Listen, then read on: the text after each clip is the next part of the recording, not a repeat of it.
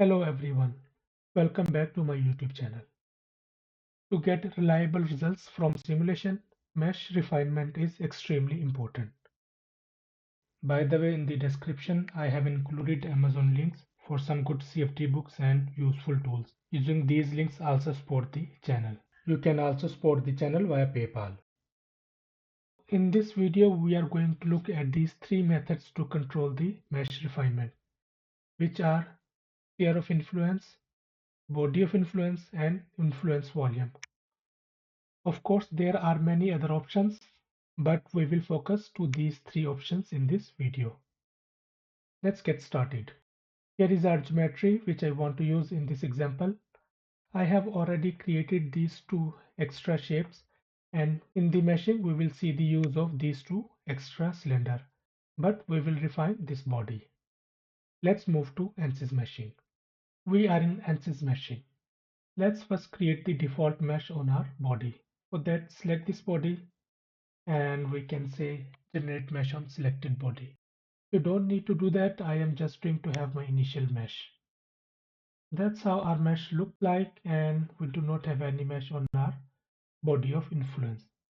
Let's first use body of influence. For that, go to mesh, right click, insert, sizing. Body of influence you can use only on body scope. Therefore, select body from here, and in geometry selection you can apply. Now this body is selected. Then in type, go to element size, and there is a body of influence. Here you can select your body. I am not using any name selection. You can also use name selection, then you would have here your name selection in drop down. But that's a different story. Let's use this one over here. Select this body and say select. I can select both bodies over here, or I can create another body of influence. For that I can duplicate this one, and here I can select this body. Now we can define sizing. Both are having element size of 7. I can change this to 2, and to this I can change 1. Now if I generate mesh, we will get different meshes. Here you could see we have used element size of 2 millimeter, here 1 millimeter, and you can see the difference in element size. You can use this body of influence anywhere you like. Now let's move to sphere of influence. If you don't want to create any additional body, there is a limited option for the mesh refinement, which is the influence of sphere. For that, again, you go to mesh, you say sizing. Influence of sphere, you can scope to edge size as well as face as well as body. I will show you how you could do that. First, let's scope it to face. For that, I am selecting this face and apply. I have selected this one. Now you go again to type. Here you can see sphere of influence. When you do that, you need to enter these three entries. Sphere center. Either you can define any other coordinate system. If you haven't defined, there will be one option available, which is the global coordinate system, which is at the center 0, 0 and 0. Then you define the sphere radius. Let's say we want to have a sphere radius of 5 millimeter. You could also see a sphere has appeared. We can also define our own coordinates. For that, let's go over here, insert coordinate system. Here are different options. In geometry selection, we go to global coordinates. Now let's say we want to have our sphere over here. I don't know exact coordinate, but Z, let's have it at -10. No, 10. Yes. So now our sphere will appear over here, and I'm calling this coordinate. Our coordinate has created. Now let's go back to this base sizing which we had inserted, and we can select our coordinate system. Now you see our sphere has moved from here to here. Check again. Global are here. and our defined coordinate system is over here. We have defined the radius. You can increase radius size. Anyhow, let's have the element size of 0.5 millimeter. Everything has defined. We can say generate mesh, and our mesh has been generated. There is an additional thing with the influence of sphere. For that, we have to go to global meshing size. That will mess our body of influence, but that's okay. In global sizing, there is an option use adaptive setting. By default, it is no. Let's put it yes. I will discuss this adaptive setting in some other video, but for the timing, by default is no. If we say yes, so we can play around with the influence of sphere.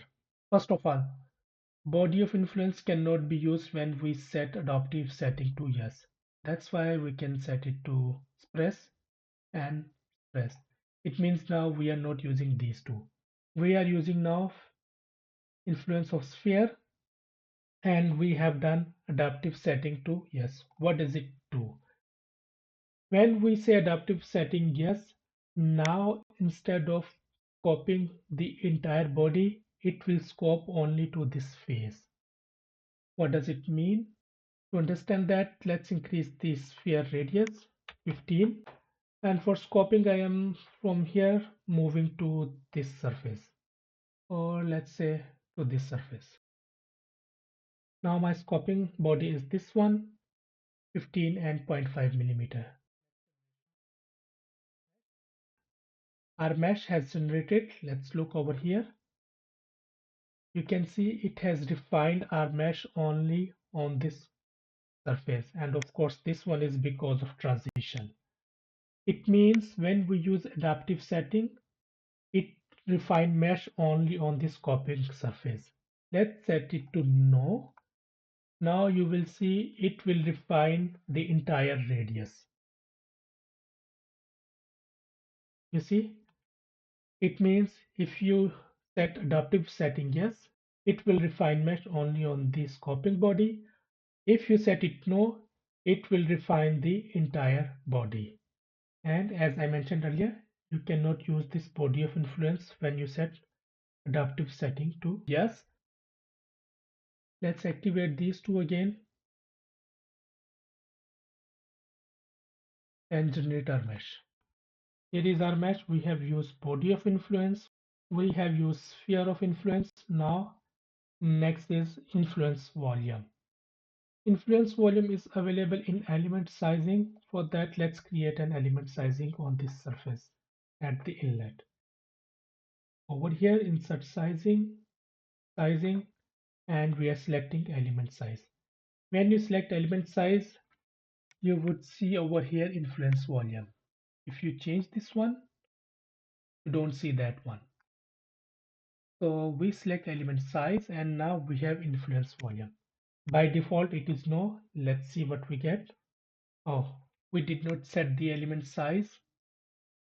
How much was that?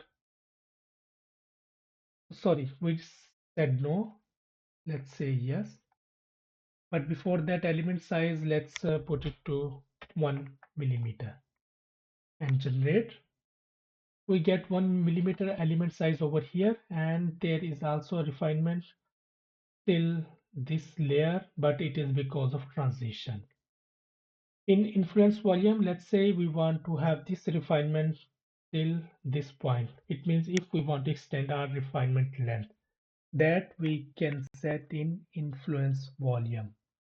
Here for the timing affected distance is 0 millimeter. We can set it to any number. Let's set it to 10 millimeter. Now generate.